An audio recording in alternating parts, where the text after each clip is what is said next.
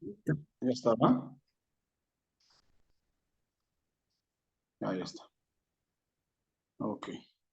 Bueno, 2 minutitos más para comenzar. 2 minutitos nada más.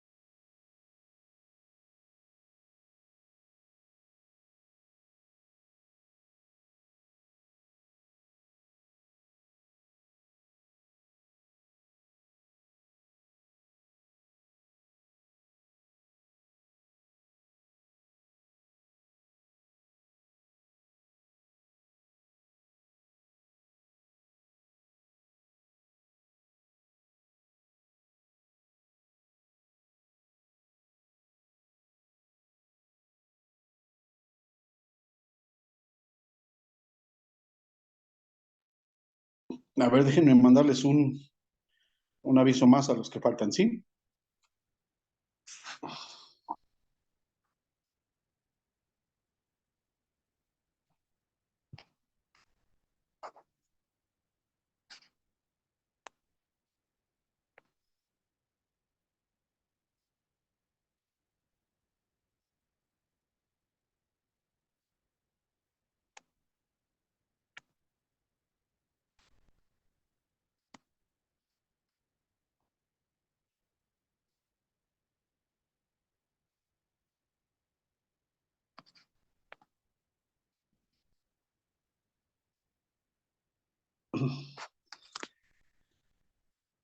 Bueno, ya les dije, vamos a orar, vamos a comenzar. Este, Vamos a poner en manos de Dios este tiempo. ¿Sí? ¿Ya están listos también ustedes? Hermana Naye, Josué, Fanny, ¿sí están? Ah, ok, bueno. Vamos a orar. Bendito Dios, le damos gracias, Padre. Una vez más, Señor, gracias por la bendición de poder estar aquí reunidos. Gracias, Padre, por la vida de mis hermanas que ya están listas, mi Josué. Señor Padre, rogándole por la vida de los que faltan y agradeciendo, Señor, que en medio de tantas circunstancias tan adversas, Padre, usted nos permita este tiempo, nos regale, Señor, estos momentos, pues para seguirnos sumando a la causa de nuestro Señor Jesucristo. Que así sea, Padre, que sea verdaderamente esta nuestra intención, el, el ser emisarios, heraldos de su mensaje, Padre. Gracias, buen Dios, por poner los medios. Gracias por proveernos, gracias por suplir todo, Señor, y hacer posible que su pueblo nos unamos así, en su nombre. Encomendamos el tiempo en sus manos en el nombre de nuestro Señor Jesucristo. Amén. Pásale, hermana Betty, pásale. Dios bendiga. Dios les bendiga. ¿Quién entró? Bueno, ¿cómo está, hermana Betty? Bien, pastor. Sí. No. No. Me traje mis botas de plástico porque Ay, todo ya me he estado mojando. no, ten cuidado. Sí. Bueno, gracias a Dios por los que ya están. Rosita, Dios te bendiga. ¿Quién más? Dios te bendiga, pastor. Buenas noches. Buenas noches, hermana Liz, también ya anda por ahí. Gracias a Dios.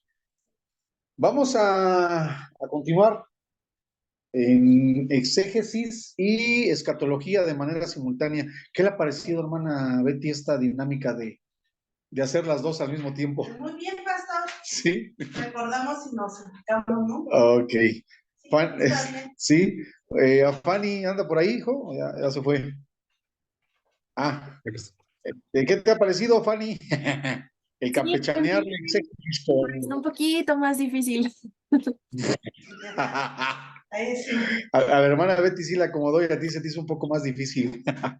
Bueno, ¿qué les ha parecido, hermana Naye?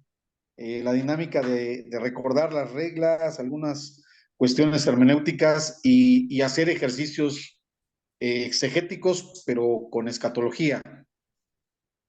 Bien, y a mí me ayuda porque siempre esos temas sí se me complican, lo de la escatología y todo eso. Ajá, entonces, sí ya me ayudó. Aunque me salgo temprano de la clase, veo la repetición y llevo al corriente mis apuntes. Entonces, Ok, pues, muy bien y muy interesante. gracias. Rosita, platícame, ¿qué piensas de escatología ahora que hemos estado haciendo un poquito de exégesis con ella? Se me hace una materia muy interesante porque nunca la había estudiado yo, no la habíamos comentado tampoco allá en la iglesia. Y sí se me hace muy interesante. Yo creo que si se vuelve a abrir otra escuela de especialidades, me iría por escatología. Pero lo que sí me da un poco de conflicto, el conflicto es porque me cuesta mucho aprenderme las reglas de hermenéutica. Esa hermenéutica a mí se me hace difícil por aprenderme las reglas y soy bien mala para recordar las cosas, de aprendérmelas tal y como van. Pero yo creo que con esfuerzo y con mucha dedicación sí se puede. Muy interesante escatología. Gracias, Rosita. ¿Se acuerdan, Rosita, que les comenté, y acá también les he comentado, que precisamente compartiendo hermenéutica alguna ocasión, me encontré con que una hermana, ¿sí te acuerdas de la hermana Males de Josué? Sí se acuerdan, ¿no? La hermana Mali, la mamá de Cotonieto. Bueno, había una hermana que estaba estudiando también en el instituto. Nos tocó hermenéutica, y pues una ocasión vi que traía su Biblia y como casi todos, pues por lo menos cargan un separadorcito, no hacen una hojita, un separador, no sé si se le llama. Y la hermana Male lo que hizo fue que apuntó, Rosita, las reglas de la hermenéutica en el separador, lo enmicó y lo traía en su Biblia. Y entonces a mí me llamó mucho la atención porque me decía la hermana, pastor, es que ahora sí, cada que leo la Biblia y que quiero hacer un estudio, tengo en mi separador las reglas, para irlas tomando en cuenta. Ajá, pues ahí puede haber ahí está una pista, Rosita, para memorizar las reglas. Sí, muchas gracias, lo voy a hacer. Buena idea esa. Ok, bueno, a ver, platíqueme, hermana Betty, ¿en qué nos quedamos la semana pasada? Repasamos, bueno, una pequeña introducción a lo que es escuelas apocalípticas. Ok. Herética, vimos, a ver, el significado de herética no lo puse. No lo vimos, ¿verdad? No. Y vimos lo que es ¿cómo se pronuncia? ¿El Sitz-Eleven? Ajá. Ok. Sí, su momento en la historia. El momento en la historia, ok. Ajá, y el sentido pleno, el census plenio, ok. Bueno, y hemos estado utilizando el pasaje de Mateo 24, ¿verdad? Si es que abran sus Biblias otra vez en Mateo 24, por favor. Vamos a abrir las Biblias otra vez. en ese pasaje. A ver, déjenme aquí me acomodo porque ahora estamos en una banquita. Yo apenas con 2 pesos. Sí, yo también de repente hago, sí se ha fijado, ¿no? Que también de repente jala otra. Bueno, Mateo 24. Regresemos entonces a la idea de las 3 preguntas mínimo, o más bien, o 2 preguntas como mínimo, ¿sí? De ¿cuándo serán estas cosas? ¿Qué señal habrá de tu venida y del fin del siglo? Entonces,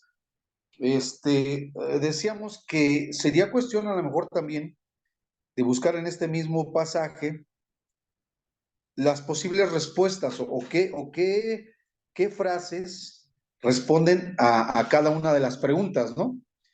Entonces, bueno, ¿qué les parece si le damos una leidita? Lo leo yo, ustedes me acompañan y ahí vamos a ir haciendo exégesis, vamos a tratar de ver si es así, si estamos en el método correcto y si no, bueno, tratemos de corregirlo. Dice, respondiendo Jesús le dijo, mirad que nadie se engañe porque vendrán muchos en mi nombre diciendo, yo soy el Cristo, y a muchos se engañarán y oirán de guerras y rumores de guerras. Miren que no se turben porque es necesario que todo esto acontezca, pero aún no es el fin. A ver, eh, decíamos que el encabezadito de este capítulo 24 a partir del versículo 3 nos habla de señales. Ahora, yo quiero hacer justicia porque como que he estado siendo muy crítico a los editores, ¿no? De las Biblias con esos subtitulitos en negrita. Bueno, quiero hacer justicia porque efectivamente el subtitulito que nos ponen dice claramente señales antes del fin. O sea, como que yo creo que sí los editores tuvieron la precaución de no decir, cuando vean estas señales, es porque ya es el fin. No sé si me estoy dando a entender. O sea, como que ellos mismos han de haber dicho, no, son señales antes del fin. Yo creo, fundamentando el subtitulito en esta última frase del versículo 6, pero aún no es el fin.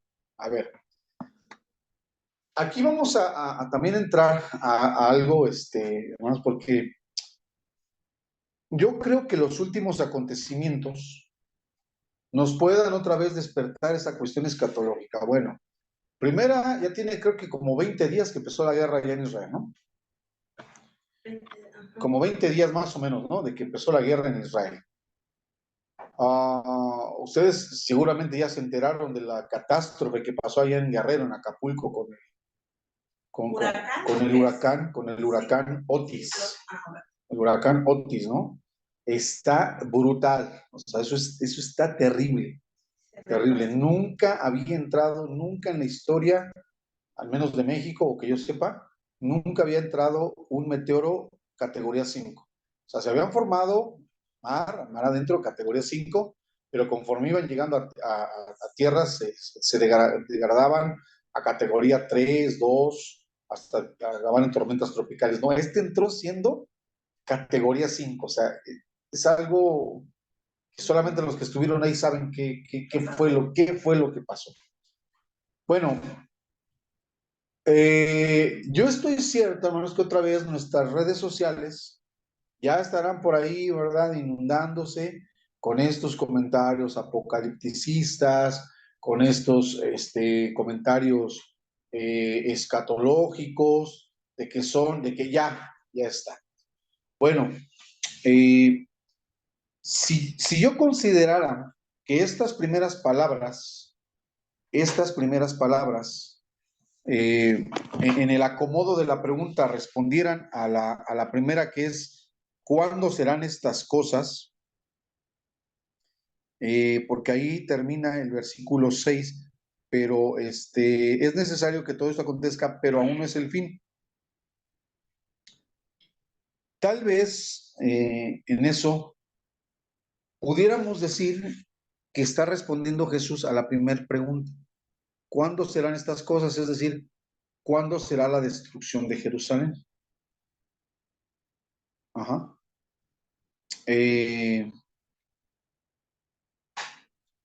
¿Por qué decirlo de esa manera? Yo personalmente, ¿por qué?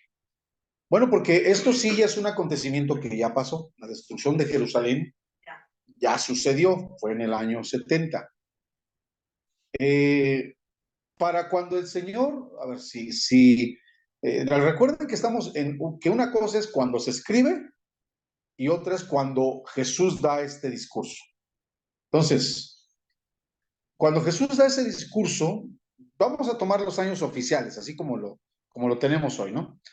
Estamos hablando del año 33. Ajá. Cuando dio el discurso. Para la destrucción de Jerusalén pasaron 37 años. O sea, en ese mismo año que Jesús pronuncia este discurso, ese mismo año fue crucificado. De hecho, ahí fue unos días previos, ¿no? A su crucifixión, a su ejecución, cuando el Señor Jesucristo mencionó esto. Entonces, si yo estoy interpretando bien, sí podemos decir por la historia, repito, la historia comprobada, que durante esos tiempos había mucho de eso, había muchos líderes, muchos pretendidos libertadores, e incluso algunos que se hacían pasar por Mesías, ¿no? Algunos eran ridículos, otros, según el testimonio de Gamaliel, ahí en el libro de los Hechos, ¿se acuerdan? Habla de un tal Teudas, ¿no? Y de otro Judas, que se hacían pasar por eso y que nada más engañaron a algunos y llevaron a la muerte a varios, ¿no? O sea, sí se daba esa cuestión, sí se dio en esos años esa cuestión de los falsos profetas, los falsos mesías, llegaban, se levantaban ahí hombres, ¿verdad? Con la promesa de liberar a Israel y todas esas cosas. O sea, eso sí se dio en este tiempo. Ajá. Se sigue dando. Ok, a ver, aquí la hermana Betty dice cómo se sigue dando. Muy bien. Aunque el hecho hoy, hermana, es que si fuera, sería muy local en algún lugar del mundo, pero no tendría el impacto, como en esos tiempos. como en esos tiempos y sobre todo ahí en Israel, ¿no? O sea, ahí sí el impacto de esa comunidad sí era mayor, porque ellos tenían esa expectativa, ellos tenían esa esperanza. Hoy puede haber loquitos que digan, yo soy Cristo, ¿no? Y sí los hay, pero pues a cuántos le hacen caso, ¿no? La verdad es que actualmente, y aquí es donde estamos igual en el rollo escatológico, a la vez interpretando, si hoy se levantara un líder, pero con características religiosas, y que a las claras dijera, yo soy el que va a salvar al mundo, ¿qué piensan? ¿Cuántos creen? O sea, de la población mundial, ¿cuántos piensan ustedes que le creerían? Si se presentara un hombre así que dijera, a ver, yo soy el que va a salvar al mundo de la destrucción fatal. ¿Cuántos le creerían? Muy poquitos. La hermana Betty dice Muy que mínimo. muy mínimo. Josué, ¿cuántos crees que le creerían a una personita de esas? Muchos, poquitos. No, muy poquitos. A lo mejor su familia y sus amigos. A lo mejor sus cuates, su familia y sus amigos. Muy bien. Ok. Pues porque precisamente, hermanos, nuestro contexto cultural, o sea, todo nuestro contexto actual, no, pero me refiero a que como humanidad, hermana Betty. O sea, ya no es para nada un contexto religioso. Yo no estoy diciendo que el mundo no crea en algo, no, sí cree. Hay un mundo católico muy grande. Apenas, no me acuerdo en qué materia me corrigieron. Ya, sí fue aquí, fue en uno de los institutos de ustedes. Porque yo, ahora sí que yo tenía otros datos. Yo pensaba que todavía de las religiones del mundo, entiéndase el hinduismo, el budismo, el cristianismo, el judaísmo y el islam. Yo pensaba que el cristianismo estaba atrás del budismo, del hinduismo y del islam. Y no, me corrigieron. ¿Qué cree que el cristianismo ya Agarró. agarró fuelle, ¿verdad? Y creció bien. Y pues creo que somos, entiéndase cristianismo, católicos, evangélicos, testigos, mormón, todos esos, ¿no? Creo que ya estamos en el segundo lugar, ¿ves? Entonces, si alguien se levantara y dijera, yo soy el salvador del mundo, pues el mundo cristiano, o sea, repito, todos le diríamos, está loco, ¿no? Al menos el mundo cristiano, pues no le haría caso. El Islam, menos, ¿verdad? Menos. Los testigos. No, pues no. Pero ¿qué les parece que más que presentarse así con una, con una, ¿cómo se dice? Una proyección religiosa, se levante? A ver, fíjense bien lo que voy o les pido, hermanos, que hagan caso a mis locas especulaciones, Rosita, ¿eh? Pues ya sabes que estoy medio, yo estoy medio destartalado ya y me imagino cosas. Que un personaje se presentara no bajo la imagen de un religioso, sino de un líder más bien político, ajá, o sea, uno de esos líderes que no viene a bien hablar en nombre de Dios, pero que sin embargo sí fuera un creyente, pero no fuera un líder religioso, eh, y que de pronto tuviera los medios, no sé, económicos, la influencia sobre gobernantes de países, que fuera un personaje, que ese sí fuera un verdadero influencer, pero a nivel internacional, ¿no? Y que empezara a hacer cosas muy buenas, como por ejemplo decir, voy a llevar de mi fundación, que es la más poderosa del mundo, la más rica del mundo, vamos a juntar alimentos para de 200 o 300 comunidades en África, por ejemplo, que padecen hambruna. Vamos a llevar alimento, vamos a llevar vitaminas, proteínas, ¿verdad? Para los niños de esas 300 comunidades en África. Que se dispusiera a apoyar proyectos como, por ejemplo, hace unos días escuchaba yo que, no me acuerdo en qué país, o sea, aquí sí no tengo bien el dato, decían que ya han, esto es un intento ya de muchos años, ha habido bocetos y demás, pero creo que ahorita ya es una realidad, el que pueden convertir el agua del mar, o sea, el agua salada en agua potable, en agua dulce. Eso tiene mucho tiempo que ya lo han intentado, pero creo que ya es una realidad. Bueno, que esta persona, que este líder dijera, vamos a apoyar, porque lo que hace falta son recursos, así es que vamos a apoyar ese proyecto y vamos a poner plantas convertidoras del agua del mar en agua potable en los 5 continentes, sobre todo en las zonas, ¿verdad? O para las zonas donde son más áridas, donde cuesta más trabajo. O sea, que empezar a hacer obras de ese nivel. A ver, ahí, ¿cómo lo aceptaría la población mundial? ¿Cómo lo interpretaría? ¿Cómo lo recibiría?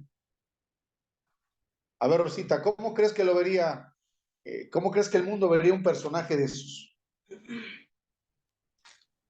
Pues yo creo que adorarían mucho su acción, lo pondrían o lo idealizarían como la persona más buena del mundo, como que no hay nadie como él, y yo creo que sí llegaría a una cierta adoración de todas las personas que piensen que es la mejor persona del mundo y que no hay nadie como él. Muy bien, muy bien. Eh, ¿Y qué creen que sea más factible que pasar entonces en nuestros tiempos? Digo, como para entrar ya a esas escuelas escatológicas, ¿no? Eh, ¿Ustedes creen entonces que nuestros tiempos, más que por ejemplo el Papa o el Dalai Lama, si un personaje se llama Elon Musk, el de Twitter, o cómo se llama, bueno, ya no es Twitter, es X, ¿no? ¿O cómo? Sí, es ese, ¿no, Josué? El dueño, ¿no? El fundador de lo que era Twitter, ¿no? Hoy es X, algo así, ¿no se llama? Sí, bueno, compró Twitter, pero sí. Elon Musk. Elon Musk. Eh, entonces, ¿quién creen que quién tendría más posibilidades de ser aceptado como un Mesías? ¿Elon Musk o el Papa Francisco I? Ya en esas obras, en esas cosas, ¿a quién aceptarían más, hermana Betty? Al Papa no. Al Papa no. ¿Usted cree No, que Elon Musk sí? ajá, porque es como está la tecnología y esto de las celulares, ¿no? Pues, ¿Sí? ¿Qué piensa, hermana Nay, usted? Sí, igual que, por ejemplo, ya hay mucha gente que está decepcionada de la religión, bueno, digamos de todas. Entonces, ellos, aunque su necesidad primaria para ellos no es Dios, sino suplir sus necesidades. Entonces, si hubiera un líder que les diera todo lo que ellos necesitan, dirían, no, pues este es. Entonces, pues son hombres, digámoslo así, terrenales buscando las cosas terrenales. Muy Entonces, lo bien. que les dieran, pues para ellos sería bueno. Ok. Ahora, otra pregunta.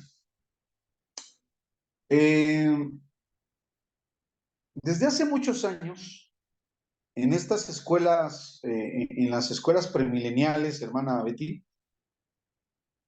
fíjense que está chistoso esto, ¿eh? Y yo no sé si vayan a estar de acuerdo conmigo. Ahí está por ahí la pastora Janet. Dios le bendiga, pastora. También la hermana Liz. Dios te bendiga, Liz. Dios le bendiga, pastor. Gracias, hermana. Eh, Cuando le decimos que de Estados Unidos nos llega un montón de información, no podemos descartar que también de Estados Unidos nos ha llegado un montón de información de tipo religioso, sobre todo a los evangélicos, ¿no? Porque en el catolicismo, bueno, pues en el catolicismo bebe de los manantiales europeos romanos, exactamente. Pero la iglesia evangélica bebemos, ¿verdad?, de las fuentes norteamericanas, ¿no?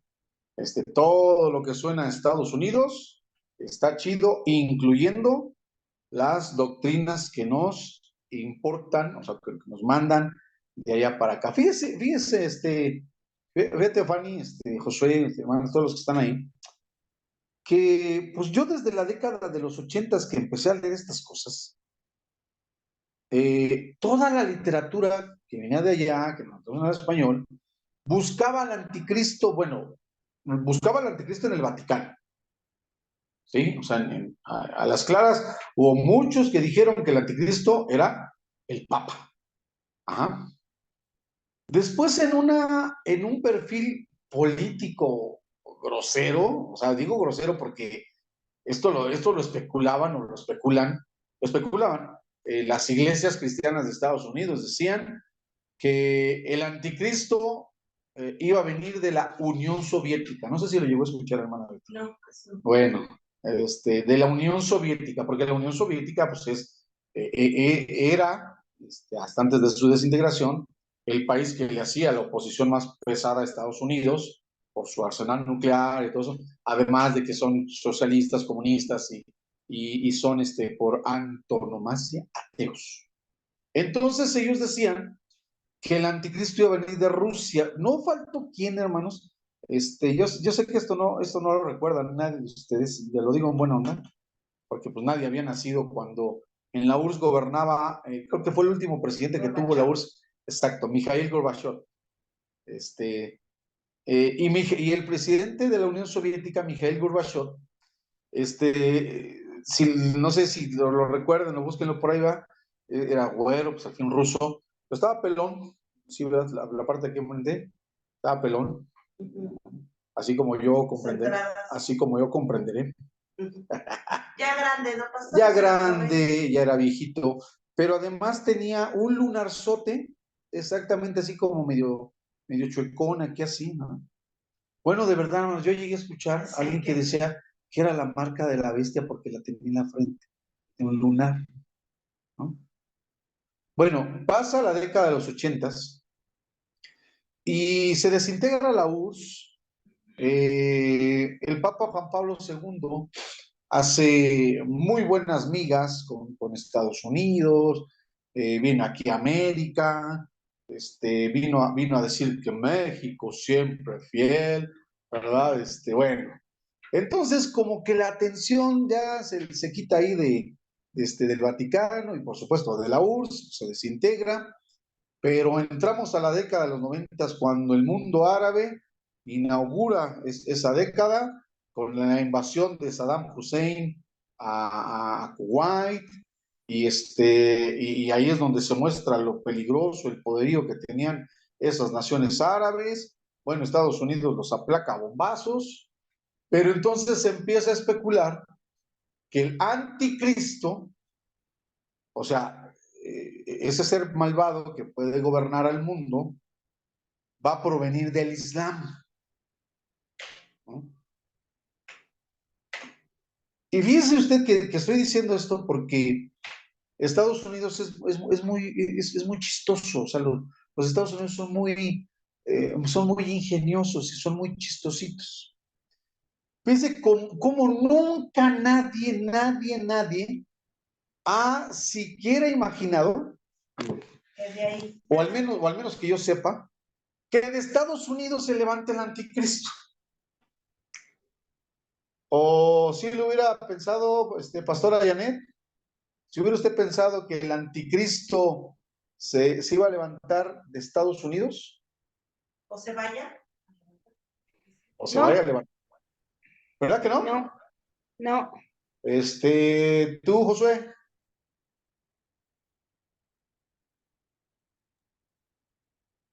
No, pues no. Pues no, Fanny. No, no creo. No, pues no, pues no. Pues no, porque nunca jamás nos han sugerido pero a ver, voy a empezar a decir, pero a ver, voy a decir esto, hermana Betty. Nunca nadie ha pensado que uno, del país más poderoso del mundo, porque lo sigue siendo, poderoso, el más poderoso en todos los sentidos, es el país económicamente más poderoso, militarmente más poderoso, y que tiene la mayor influencia sobre más países del mundo,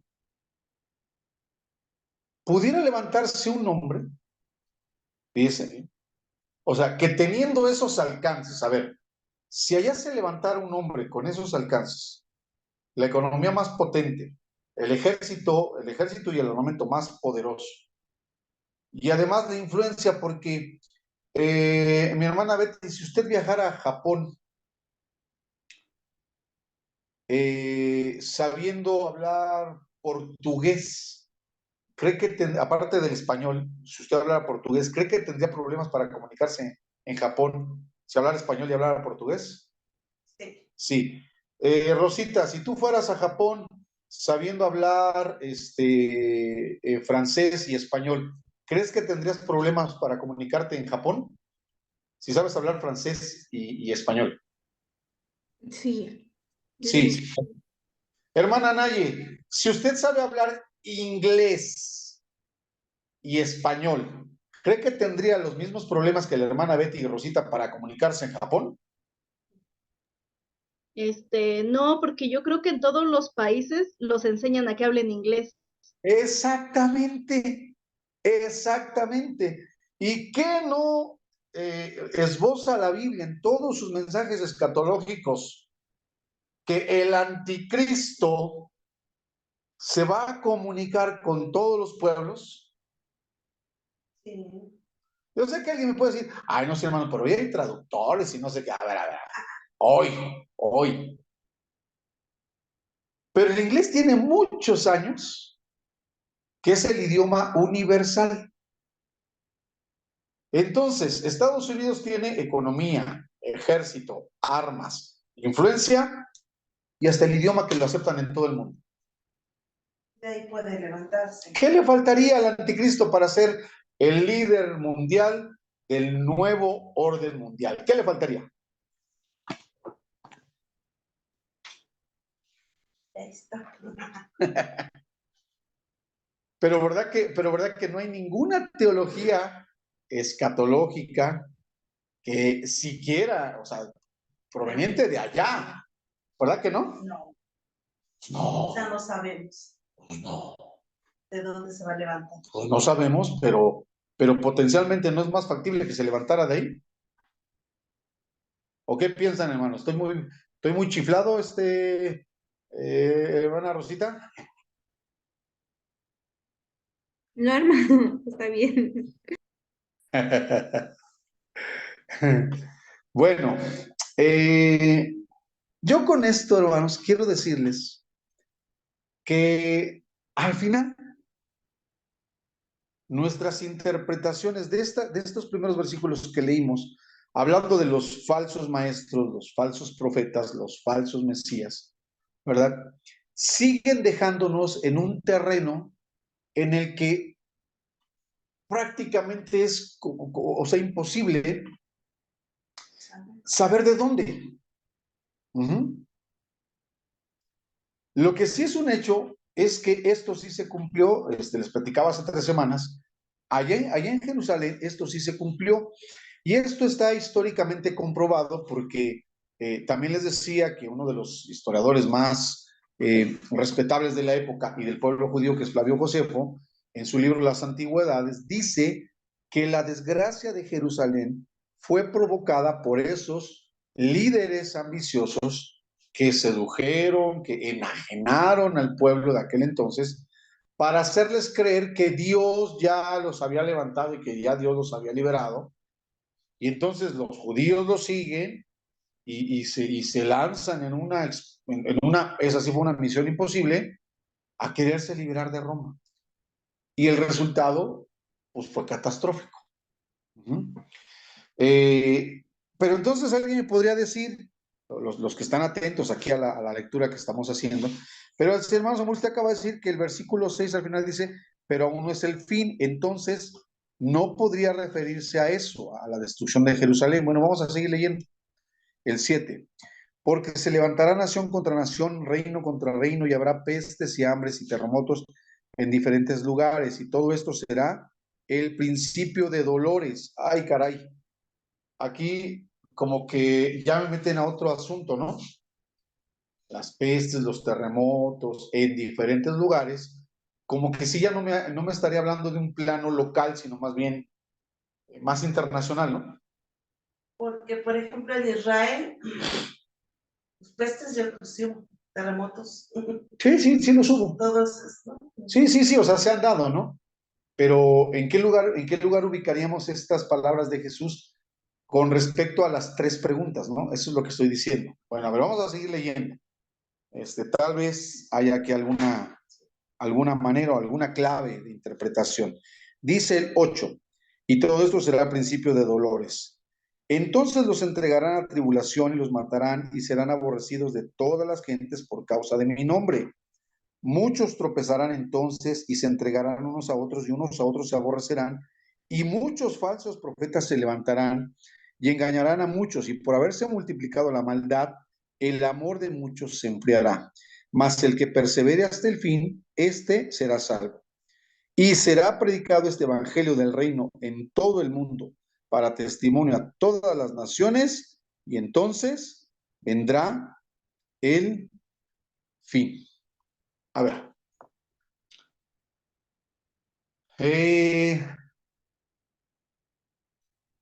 Yo lo primero que pensaría aquí, hermanos, es que Si estamos hablando de mínimo 2 preguntas, ¿cuándo serán estas cosas? Sería, está así en plena consonancia con que ellos les están enseñando los edificios del templo y todo eso, ¿no? Entonces preguntan, ¿cuándo serán estas cosas? A la respuesta de Jesús de que no iba a quedar piedra sobre piedra. Ajá. Y luego vamos a suponer que las otras 2 sean una. ¿Qué señales habrá de tu venida y del fin del mundo? Bueno, puedan ser acontecimientos simultáneos, ¿no? La venida de Cristo con el fin del mundo. Ahora,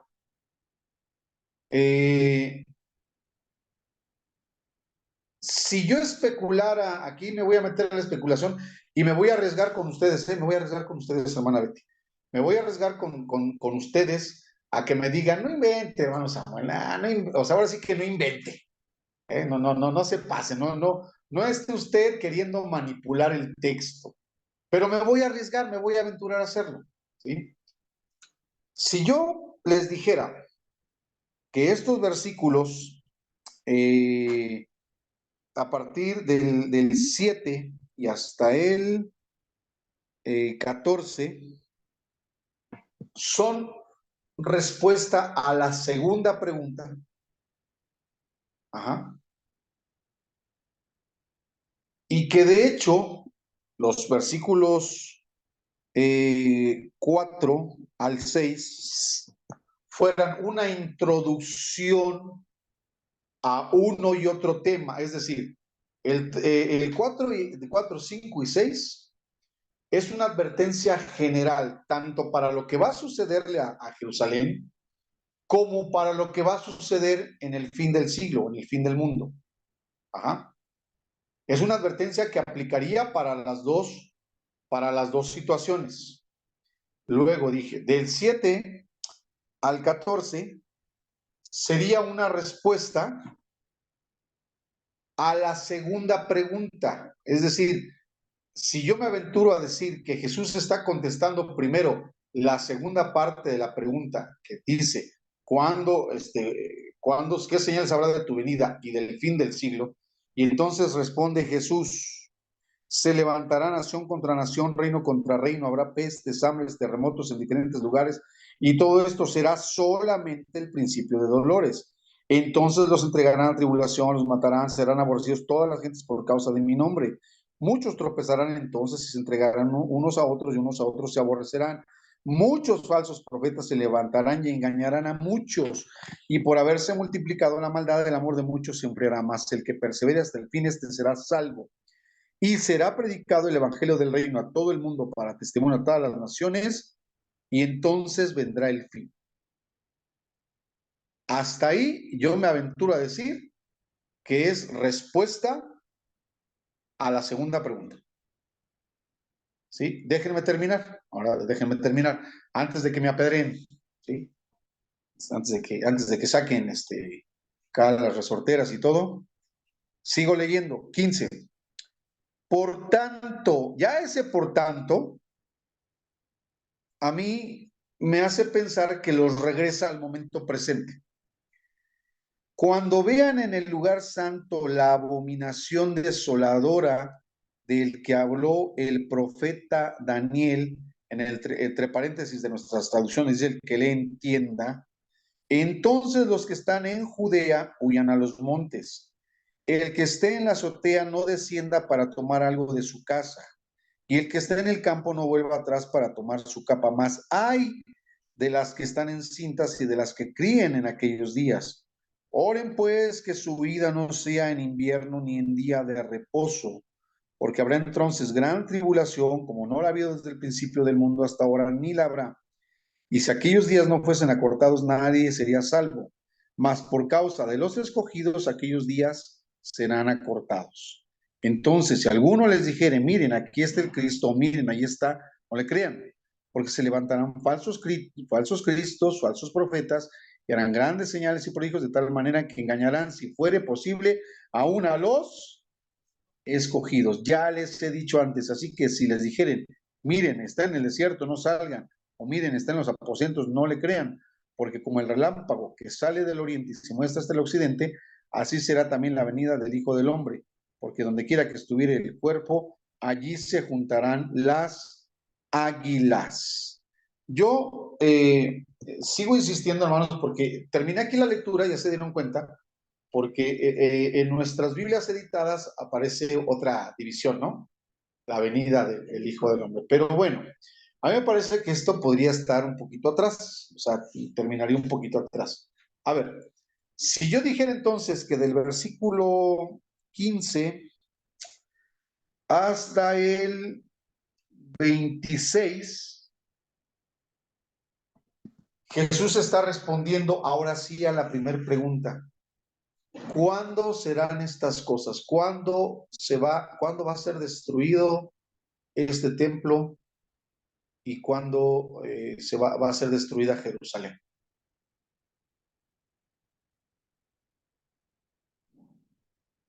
¿Cómo ven? ¿No? Vean, todavía no me contesten y todavía no me apedreen, hermana Betty. Todavía no. Déjeme terminar. ¿Sí? Porque a mí me parece que esto que dice del 25, del 15 hasta el 26, sí se asemeja más a lo que le pasó. Porque de hecho Jesús empieza diciendo o empieza evocando un pasaje muy triste en la historia de Israel. Ahora, aquí, hermanos, aquí, Fanny, aquí vamos a hacer exégesis, Fanny. Bueno, de hecho la estamos haciendo, pero vamos a tratar de hacer una exégesis, creo yo, más completa. Bueno, Daniel fue el que habló de la abominación desoladora, ¿verdad que sí? Sí, ¿no? O sea, Jesús está citando un pasaje del libro de Daniel, ¿no? La abominación desoladora. A ver. Y todos sabemos, hermanos, todos sabemos que ese acontecimiento al que se está refiriendo Jesús, citando el libro de Daniel, fue aquel episodio en el año ciento y tantos antes de Cristo, cuando el emperador de los Seleucidas, Antíoco Epífanes IV, entrara al templo, al lugar santísimo, y sacrificara una marrana ahí en el altar. En esto estamos de acuerdo, ¿no, hermanos? ¿Ah? O sea, aún si lo vemos, si Daniel lo profetizó, eso aconteció en ese año con Antíoco Epífanes. Ayúdenme a buscar el año de la profanación del templo, por favor, ahí en su Google, ayúdenme a buscar cuando Antíoco Epífanes profanó el templo judío, para que tengamos las fechas. Siglo II ¿Perdón? antes de Cristo. El siglo II antes de Cristo, ok, a ver, pero debe estar por ahí el año exacto, Ah, por ahí, búsquenlo en otra página, por ahí debe estar. Bueno, 167. No, el no, 100, no. 100, no es el 167, tiene que ser otro, ¿no?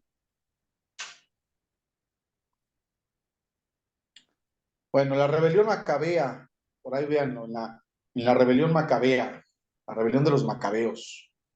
Ayúdenme a buscarlo, porque a mí ya se me olvidó, francamente ya se me olvidó. En el año.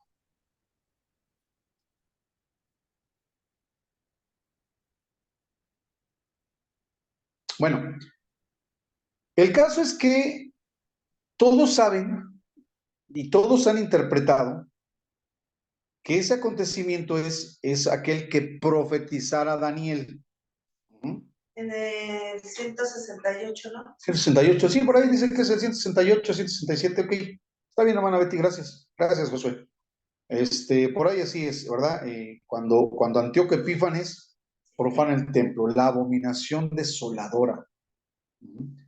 Cuando el templo es profanado, el templo, estamos hablando del templo, ¿sí?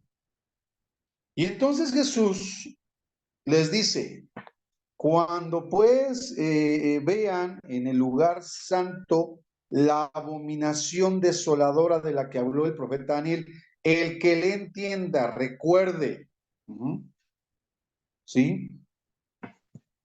A mí me parece que ahí el Señor está regresando a esa o contestando la primera pregunta. ¿Cuándo será destruido? Porque hablar de la destrucción del templo es, para los judíos, que el templo fuera destruido era igual, ¿no? O sea, era una abominable desolación. O sea, Dios ya, ¿cómo es posible, no? La presencia de Dios ya no está, ¿no?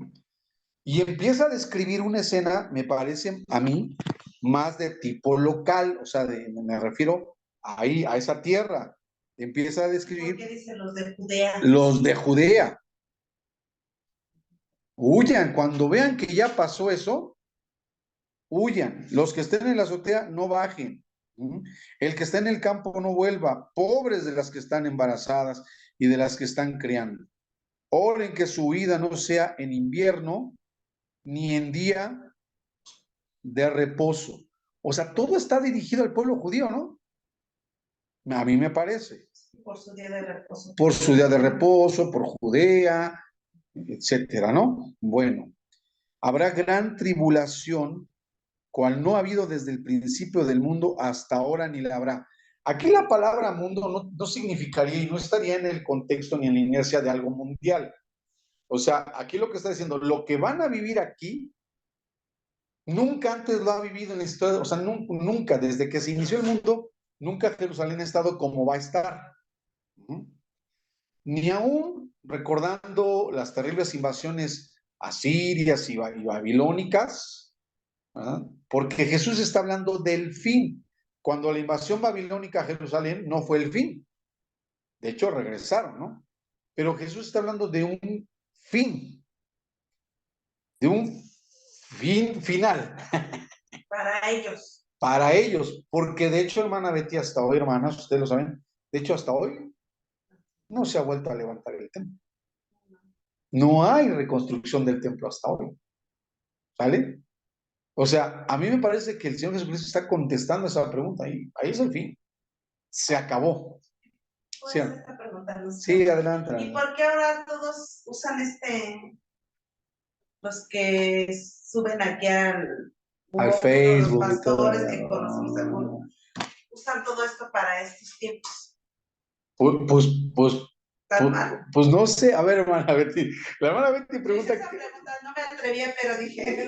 Pero hay que hacerla, hay que hacerla. Sí,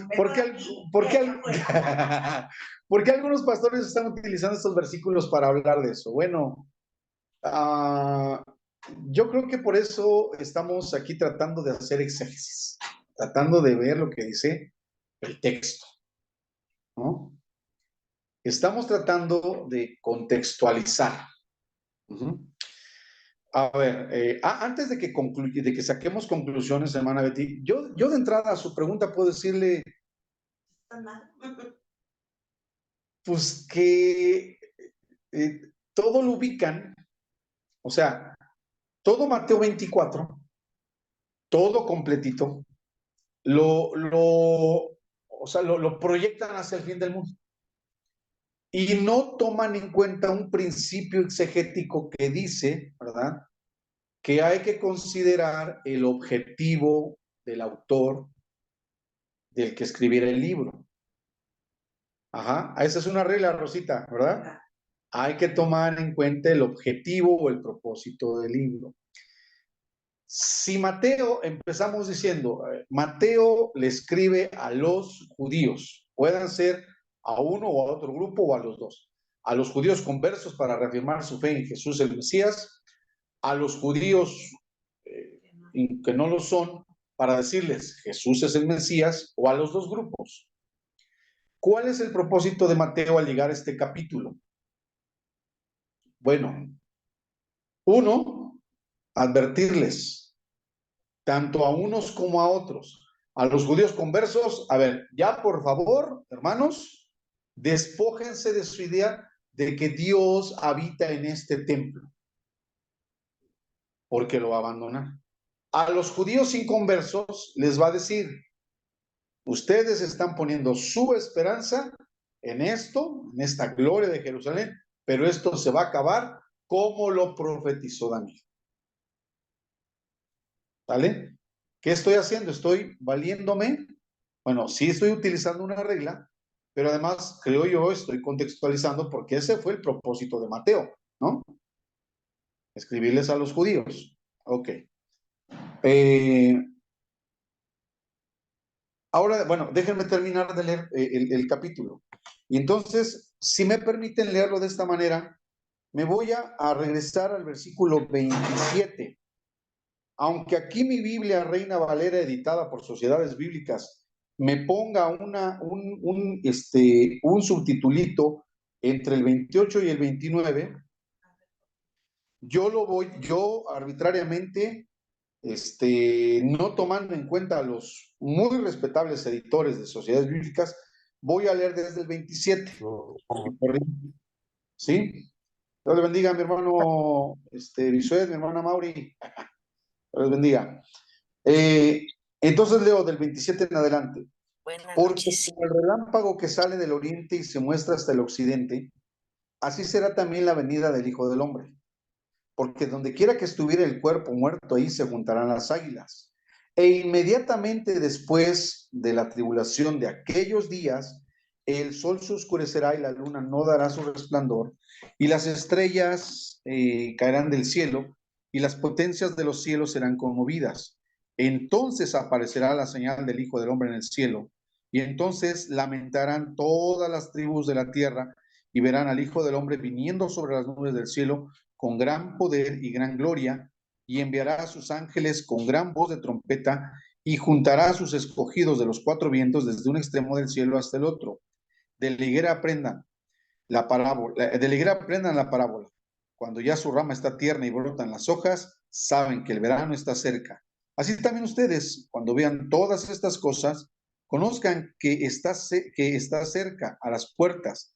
De cierto les digo que no pasará esta generación hasta que todo esto acontezca. El cielo y la tierra pasarán, pero mis palabras no pasarán. Quise seguirme de corridito para que partamos otra vez. Yo leo del 27 hasta, ¿cuál leí? Hasta el 34, ¿no? 35. 35. Hasta el 35. Pero a mí me parece, hermanos, que pudiera yo detener mi lectura para efectos de la tercera o una de las preguntas que están ahí, que es, ¿qué señales habrá de tu venida? Yo me podría detener en el 31. Del 27 al 31. Donde de hecho sí, mis amados editores dicen, es el tema de la venida del Hijo del Hombre. Entonces, si yo veo que del versículo 4 al versículo 26 se responde a la primera pregunta, entonces yo veo que del 27 al 31 se contesta la segunda pregunta, ¿sí? La venida de Jesús. ¿Sí?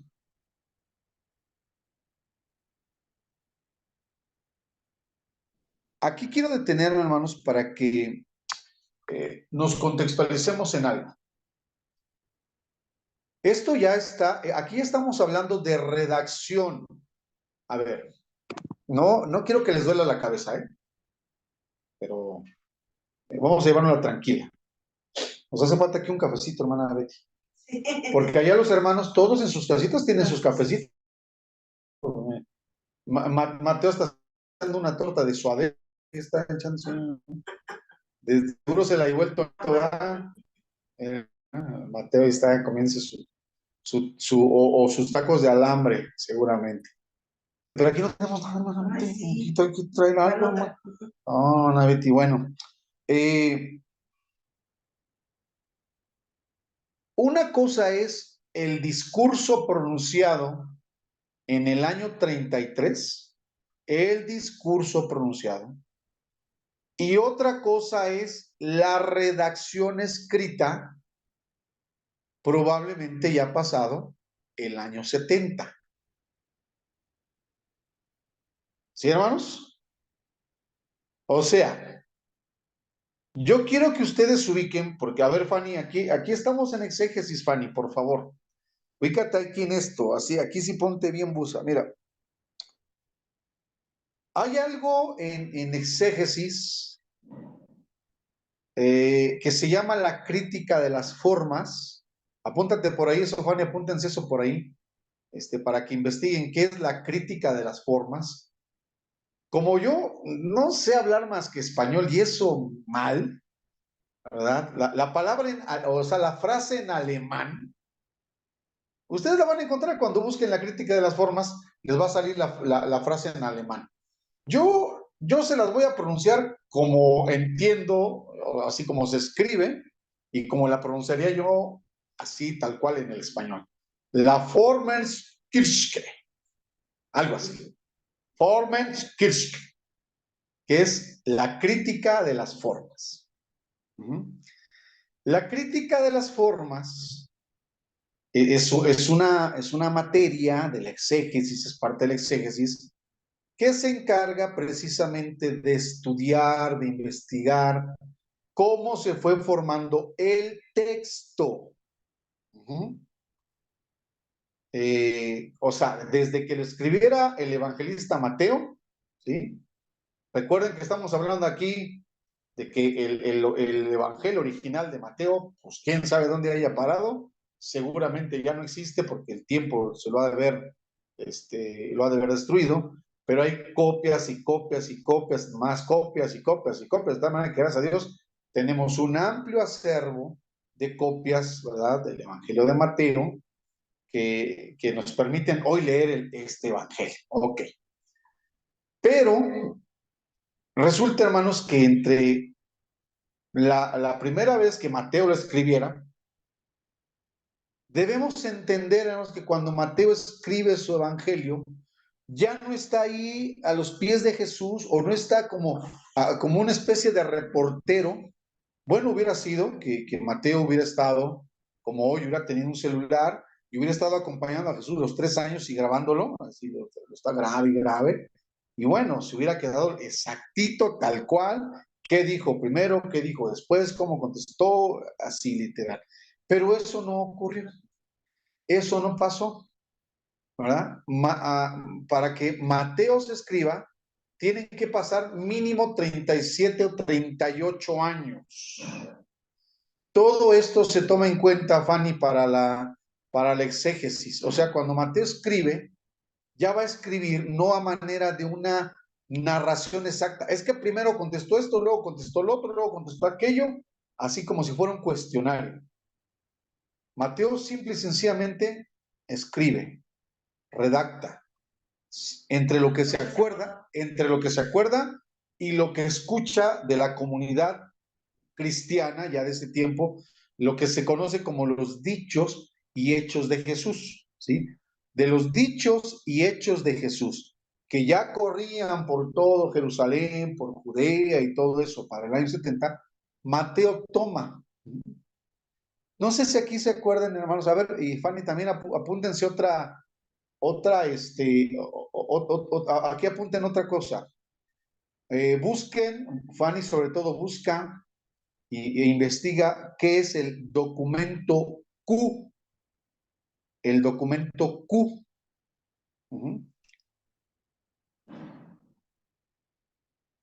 Yo les voy a platicar algo así rapidito. Miren, el documento Q es un documento que ya no existe tampoco.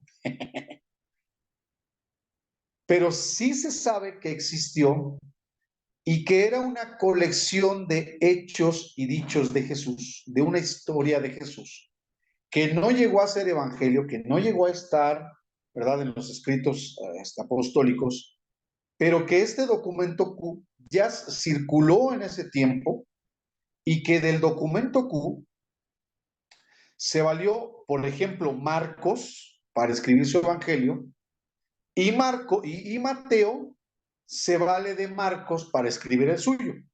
Es decir, parece ser que primero apareció ese famoso documento Q, o sea, primero se escribió ese documento Q, que no es nada No vayan a pensar que es algo así como de los Illuminatis o que de los Algo oculto. algo oculto. No, hermano.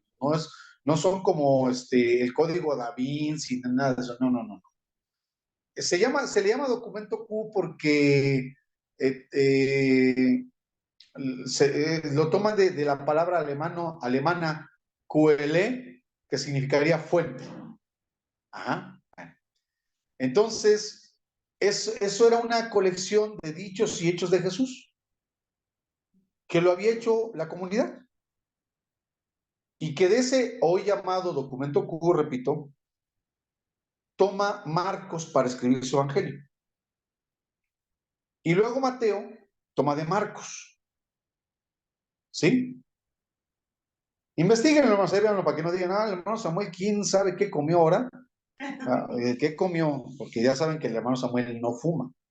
O sea, a lo mejor, quién sabe a qué taquería se pasó. Seguramente, diría mi hijo Josué, ¿verdad? Como sabe que estoy yendo allá a Tecámac a hacer un trabajito de eso. Mi papá, se pasó una de Tecámac que no conocía, una taquería. No me pasé a ninguna taquería de Tecámac. No. Investíguenlo. Yo sé que con el paso de esto se van desvirtualizando, ¿cómo se dice? Se van A ver, dígalo, hermana. Sí, dígalo como lo. descomponiendo ¿Qué? lo original. A ver, la hermana Betty pregunta, no, está bien la pregunta, aunque no es no es la forma de plantearla, pero la hermana Betty pregunta, ¿con el paso del tiempo se va descomponiendo? No precisamente, hermano, no precisamente se fue descomponiendo.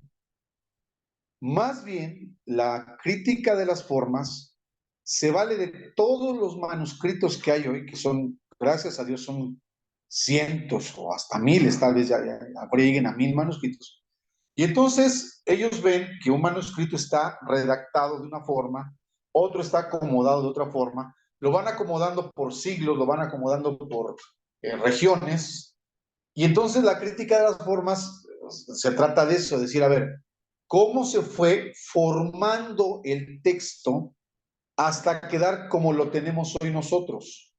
En esos documentos, a ver, Fanny, acuérdense de todo esto, ¿ah?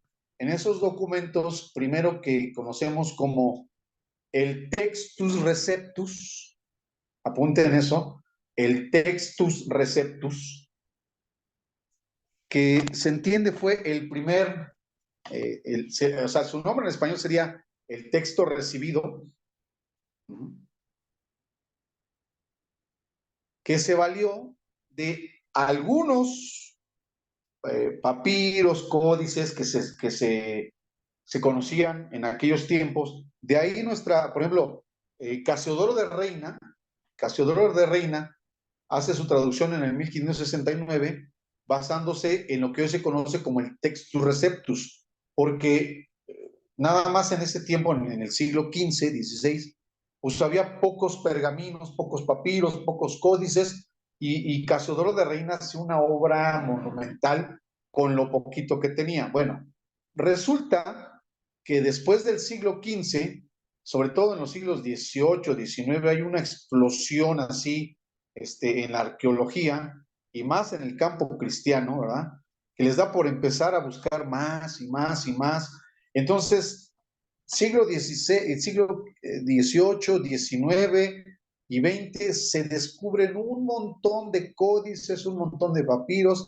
Se encontró el códice sinaítico, se encontró el códice vaticano, se encontró el códice de Leningrado. En el 1940 y tantos se descubren los rollos del Mar Muerto, los rollos de Qumran, el papiro Chester Beauty, el papiro 69, bueno, un montón de papiros antiquísimos que hace que el Textus Receptus como que se quede cortito.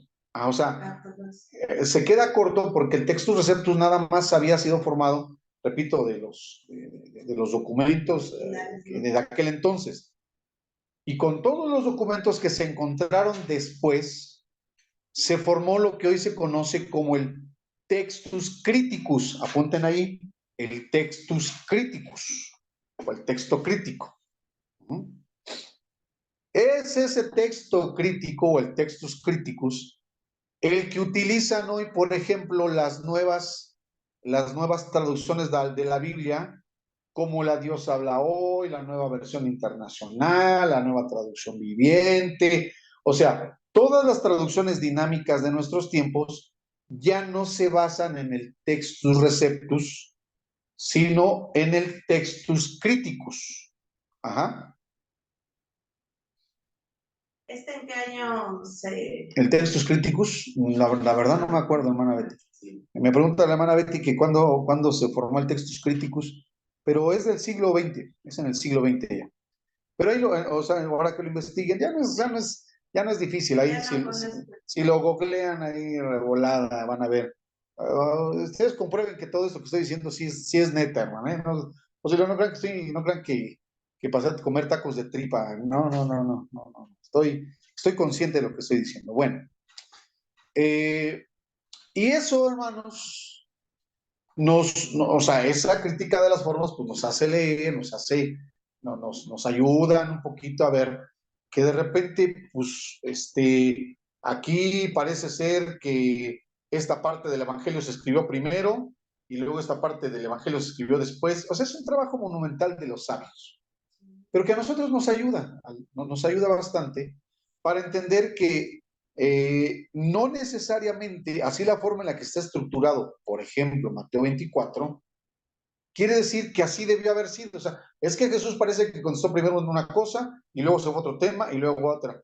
No es que el Señor Jesucristo haya contestado así, es que así lo escribieron. Lo que estamos viendo es que así lo escribieron. No es descabellada la idea.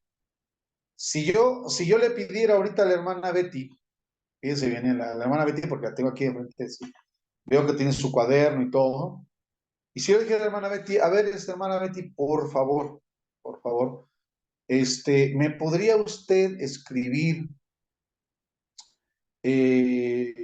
la historia de la semana antepasada de su colonia?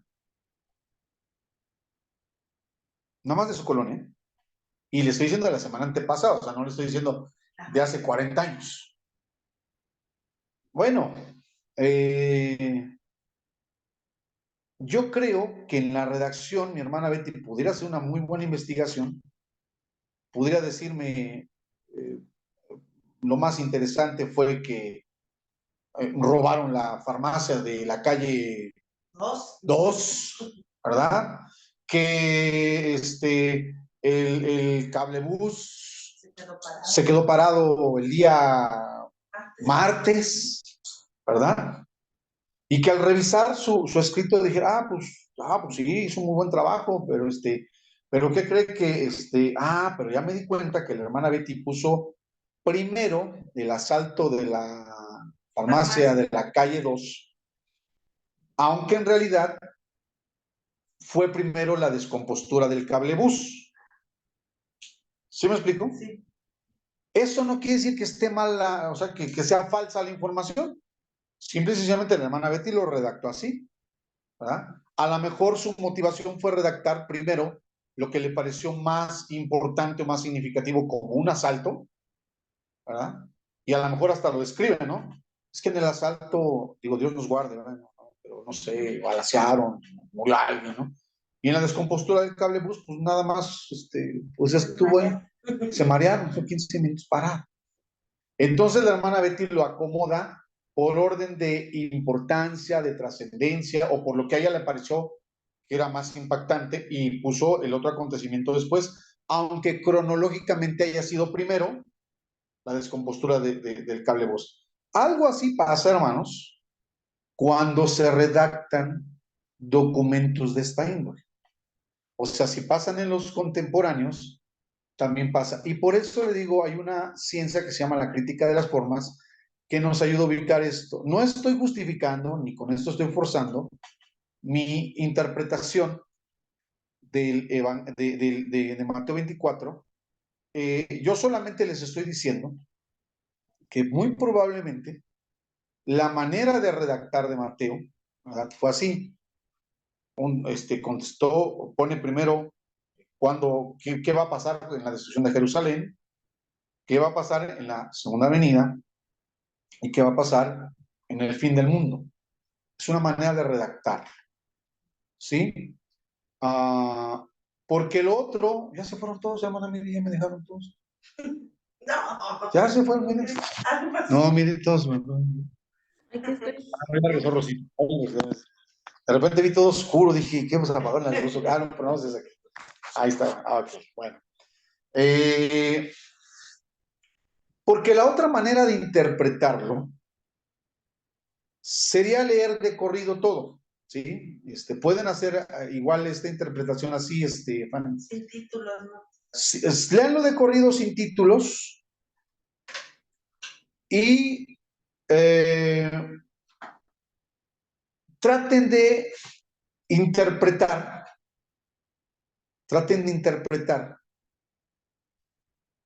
pero a mí me va a parecer a mí personalmente me parecería más complicado juntar una pregunta, o sea, en una pregunta, los tres temas, ¿sí?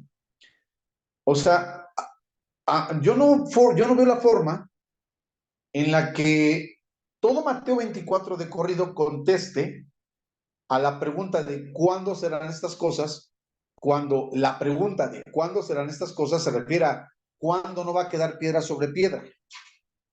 No sé si me explico, ¿sí?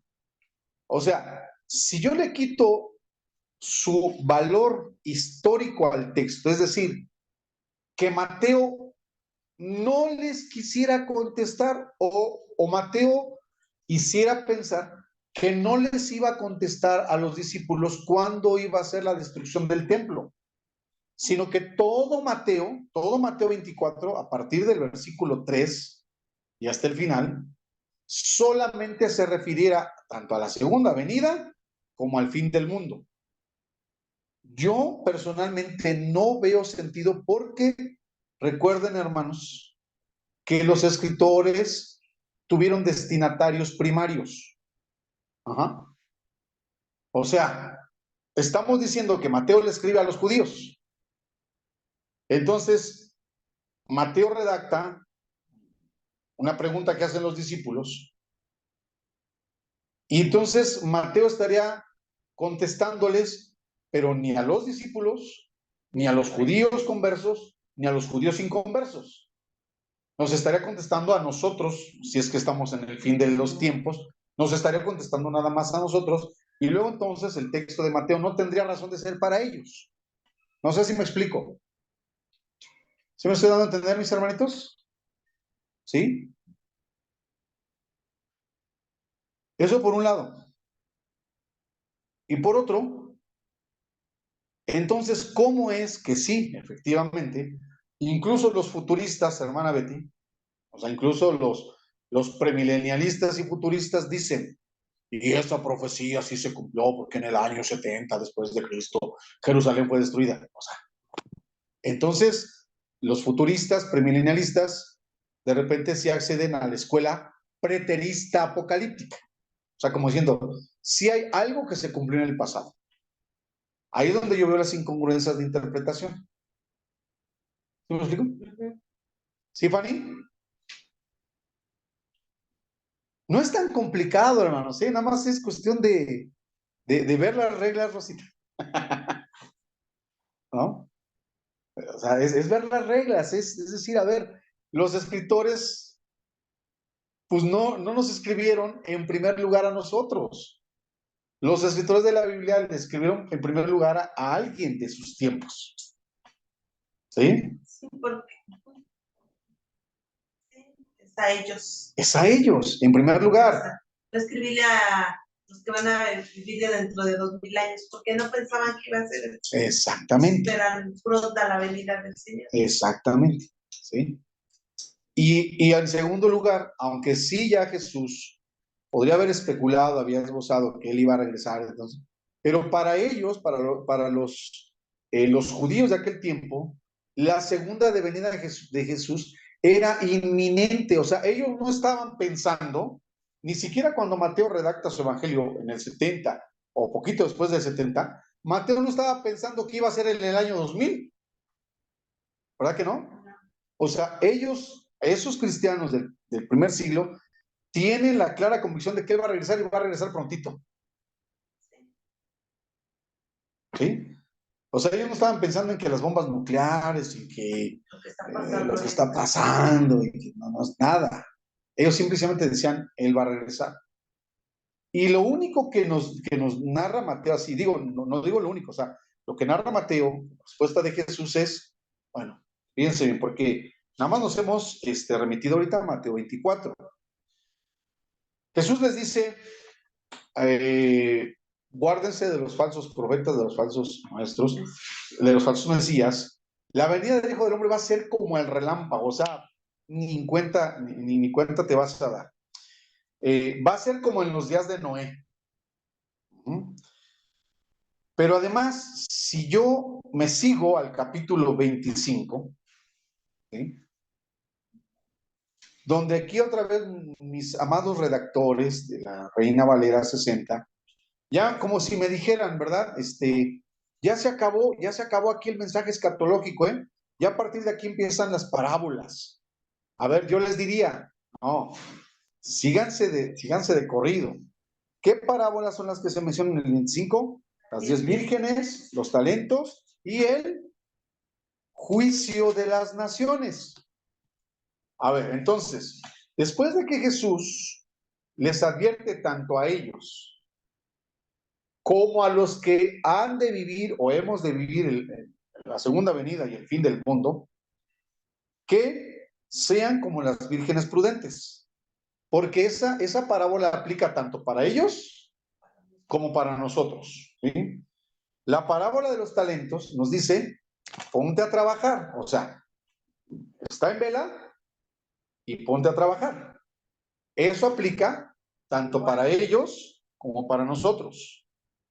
Y la parábola, y aquí no es una parábola, el juicio de las naciones aplica para ellos, que van a ser juzgados también, o sea, porque van a ser juzgados los humanos de todos los tiempos, como para nosotros. Y entonces sí, ahí Mateo termina, ¿verdad? Toda esa pericopa grandotota de ese tema. ¿Ya lo vio? ¿Sí me explico, hermanos? Sí, más o menos, hermanas. Hermana Janet, hermana Rosita, sí, más o menos. Sí, con trabajos, pero sí voy comprendiendo, hermano. Me siento que mi cabeza me va a explotar, pero sí está bien. No, mira, Rosita, la cabeza nunca explota. Puede hacer que se caiga el cabello. Ah, bueno, el cabello sí. Ah, ¿vamos bien, Fanny?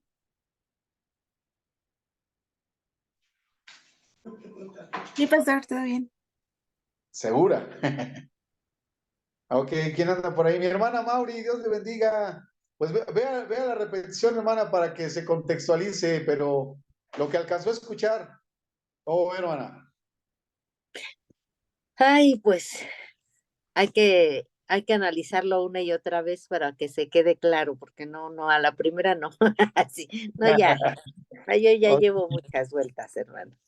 Así es que ya, más o menos, sí lo entiendo. Hermana Mauri. Hermana Janet. Hermana Pues sí, nos Janet. va a explotar nuestra cabeza, como dice, no la cabeza, sino se nos va a caer el cabello, hermano, porque ahorita sí ya como que nuestra cabeza ya trae uno de chile, mole y pozole de miércoles, de los miércoles, de los viernes, de todo, entonces como que ya no detenemos mucho, hermano, pero compréndanos, entiéndanos. Bueno, pero mire, acuérdese que tenemos la junta el viernes donde vamos a ir a descansar chido, vamos a ir a relajarnos. Entonces, no vaya a faltar el viernes en la mañana, hermanita, ¿eh? No, el viernes ahí nos vemos. Imagínense, y luego lo del viernes, no, ya Pero el viernes voy en a la terminar mañana sin cabello. Puro relax. es puro relajo, no, puro relax. No, puro relax. Relax. Hermana Betty, más o menos. Sí, pastor.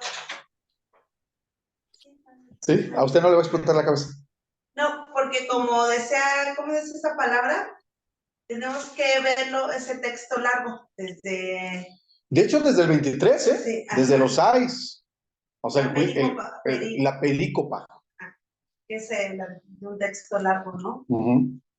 Sería mejor así leerlo recorrido. De corrido. Exactamente desde el 23 hasta Sí. el 25, ¿verdad? Sin subtitulitos y tomando en cuenta, hermanos, esta cuestión de la redacción. Ujú. Que no necesariamente tiene que ser así. Es que eso es muy importante porque ahorita ya que aprendimos esto ya podemos entenderlo más. Así es. No, porque a ver, como ahorita que a lo mejor se acomodó de diferente manera. Por eso es que encontramos la respuesta de la pregunta 1 después de la pregunta 2. Exacto. ¿No? Más o menos así. Muy bien, hermana Betty. Entonces, Fanny, pues tú tienes tareita en exégesis. Darle una leidita a la crítica de las formas. ¿Qué más les dije? La crítica de las formas, otro por ahí. El texto. El textus criticus, el textus receptus. Con que le des una leidita ya te vas a dar tinte de todo este rollo, de por qué está así formada nuestras actuales versiones y traducciones de la Biblia. ¿Sale? Bueno, pues ya falta bien poquito, hermanos, ya nomás creo que 3 miércoles más y ya terminamos con este calvario, ¿no? No, pastor, porque está muy bien que aprendamos. No, está bien. Tampoco que se nos quede. Vamos a ver qué vamos a hacer después de que terminemos. Ya que se entreguen las tesis, vamos a ver qué continuar. Volverlo a empezar de nuevo, hermano. ¿Otra vez? Otra vez, dice la hermana Janet, ok. Vamos a platicarlo, vamos a ver qué hacemos. Bueno, por lo pronto, pues ya, por hoy ya es todo. Vamos a descansar. Nos saludamos con el favor de Dios para efectos de esto el próximo miércoles. Nos vemos, pastora Janet, el viernes tempranito ahí en la junta. Igual mi hermana Mauri. Sí, hermano. Viernes. ¿Vale? Dios les bendiga. Descanse. Dios le bendiga, descanse.